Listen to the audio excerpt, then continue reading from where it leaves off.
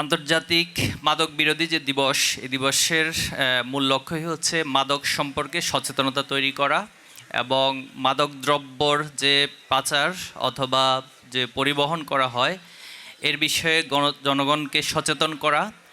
তো আলহামদুলিল্লাহ আমরা দেখি প্রত্যেকটা বছরই খুব চমৎকারভাবে আমাদের সরকার অথবা রাষ্ট্রীয়ভাবে আন্তর্জাতিকভাবে বিভিন্ন সংস্থা এই দিনটি পালন করে।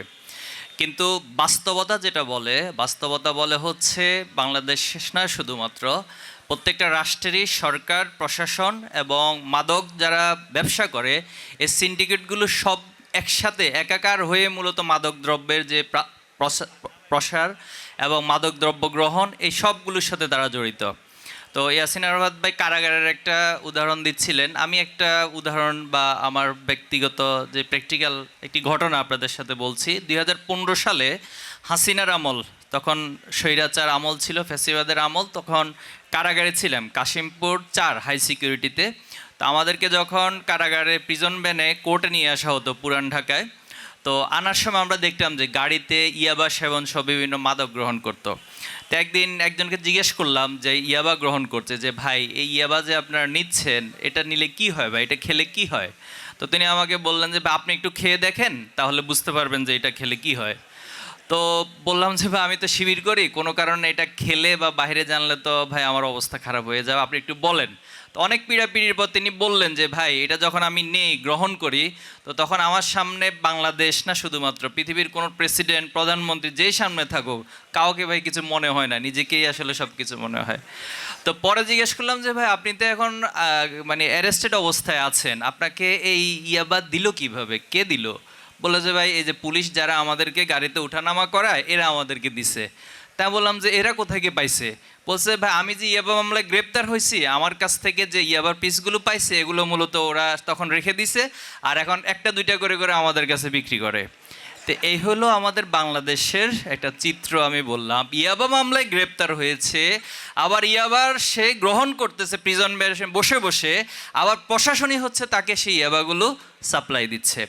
কারাগারের যে করিডোর ছিল, মাঝে মাঝে রাত 12টা 1টা যখন বাজতো আমরা ঘুমাতে যেতাম, তো পাশ থেকে খুব উৎকট গন্ধ আসতো, যে বিভিন্ন মাদকের যে উৎকট কিছু গন্ধ। তো চিন্তা করলাম যে এই কারাগারের ভিতরে কেউ যদি মাদক নিয়ে ঢুকতে হয়, কাউকে পেটের মধ্যে মাদক আছে কিনা তাকে ঢুকানোর সময় ওইভাবে চেক করে, অথচ কারাগারের ভিতরে রাত 1টা বাজে কিভাবে করে এই মাদকের গন্ধ আসে? তো তখন আমাদেরকে একদম তথ্য দিল যে ভাই এখানে যারা কারারক্ষী আছে তারা এই সিস্টেমেটিকভাবে একটা সিন্ডিকেট মেনটেন করে এই কাজগুলো করে।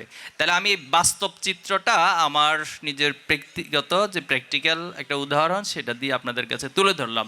তো এই বাস্তবতার মধ্য দিয়ে আমাদের মাদক ব্যবস্থাপনা চলছে বৈশ্বিকভাবে, যেটা টোটাল সারা পৃথিবীতে 6% মানুষ, প্রায় 316 মিলিয়ন মানুষ কোনো না কোনোভাবে মাদক গ্রহণ করে। তো এটা আমাদের জন্য খুব অ্যালার্মিং। এবং বাংলাদেশে গতকালকে সম্ভবত স্বরাষ্ট্রমন্ত্রী একটা তথ্য দিয়েছেন যে 82 লক্ষ মানুষ কোনো না কোনোভাবে মাদকাসক্ত বা মাদক গ্রহণ করে, এবং এর অধিকাংশই হচ্ছে যুবক এবং যারা বেকার। তাহলে আজকে যুবক এবং বেকার শ্রেণী যারা মাদকের সাথে সম্পৃক্ত হয়ে যাচ্ছে, আজকে কিশোর গ্যাং নিয়ে আপনি অনেক কথা বলতেছেন, গলা ফাটাই ফেলতেছেন, কিন্তু মাদক যদি নিয়ন্ত্রণ না করেন তাহলে অপরাধগুলো আসলে নিয়ন্ত্রণে আসবে না। এজন্য যিনি স্বরাষ্ট্রমন্ত্রী আছেন এই দায়িত্বটা ওনার বিভাগের মধ্যে পড়ে, কিন্তু দুঃখজনক হচ্ছে ওনাকে মাঝে মাঝে খুঁজে পাওয়া যায় না। যেমন গতকাল লক্ষ্মীপুরের একটা ঘটনা ঘটেছে, আপনারা জানেন যে একই পরিবারের, আমাদের ঢাকা বিশ্ববিদ্যালয়ের একজন ছাত্রী সহ একই পরিবারের মা মেয়ে 4 জনকে হত্যা করা হয়েছে। এবার আপনি খুঁজে দেখেন যে হত্যাকারী সে কোনো না কোনোভাবে মাদকের সাথে জড়িত। কুমিল্লা একটা ঘটনা ঘটেছে, সেখানে মাদকের বিরুদ্ধে একটা র্যালি হয়েছে, ওই র্যালির পরে মাদক কারবারি যারা তারা প্রকাশ্যে সেই র্যালিতে গুলি চালিয়েছে এবং সেখানে কয়েকজন আহত হয়েছে, একজন মুমূর্ষু অবস্থায় ঢাকা চিকিৎসাধীন আছে। তাহলে এই যে টোটাল যে সিস্টেমটাই, ব্যবস্থাপনাটা যদি ঠিক না করে তাহলে আসলে আমরা এত এত র্যালি করে এত এত বক্তৃতা দিয়ে কোনো লাভ হবে না। এজন্য আজকে যারা যুব সমাজ বা যুবক ভাইয়ের এখানে আছেন, আপনাদেরকে খুব দৃঢ় হইতে হবে, শক্ত হইতে হবে। ইসলামের দৃষ্টিতে মাদক শুধু গ্রহণ না, বরং মাদক বা মদ বা নেশা জাতীয় যে দ্রব্য রয়েছে ওইটার কাছাকাছি যেতেও নিষেধ করেছে। ইবনে মাজার একটা হাদিস আল্লাহ সাল্লাল্লাহু আলাইহি ওয়াসাল্লাম বলেছেন 10 শ্রেণী যারা মাদক প্রোডাকশন করে, মাদক সেল করে, এরপর এটা পরিবহন করে অথবা হচ্ছে এটা বিক্রি করে, এভাবে করে 10 শ্রেণী যারাই মাদক এবং মদ নেশার সাথে জড়িত সবাইকে আল্লাহ সাল্লাল্লাহু আলাইহি ওয়াসাল্লাম অভিশপ্ত হিসেবে উল্লেখ করেছেন। তেজন্য এই ইসলাম এবং ধর্মীয় চেতনা, নৈতিক চেতনা যত বেশি বৃদ্ধি করা যাবে, আমরা বিশ্বাস করি এই মাদকের যে সয়লাভ সেটা বন্ধ করা যাবে। আমি একটি প্রস্তাবনা রাখতে চাই যে বাংলাদেশে যদি ছাত্র শিবিরের উপরে কেউ গবেষণা করে, তাহলে তিনি খুঁজে পাবেন যে ইসলামী ছাত্র শিবিরের সাথে শুধুমাত্র রানিং না, বরং অতীতে যারা এই ছাত্র শিবিরের জনশক্তি হিসেবে কাজ করেছে, দায়িত্ব পালন করেছে, এদের 100% মাদক মুক্ত এবং মাদকের সাথে এদের কোনো সম্পর্ক নাই।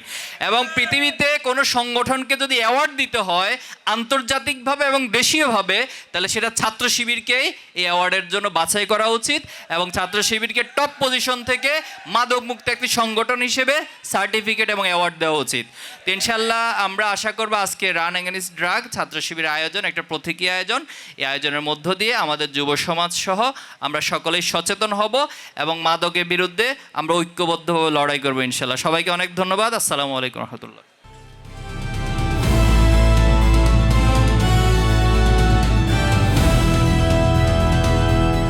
দিনাজপুর টিভি, মানুষের জীবনের কথা বলে।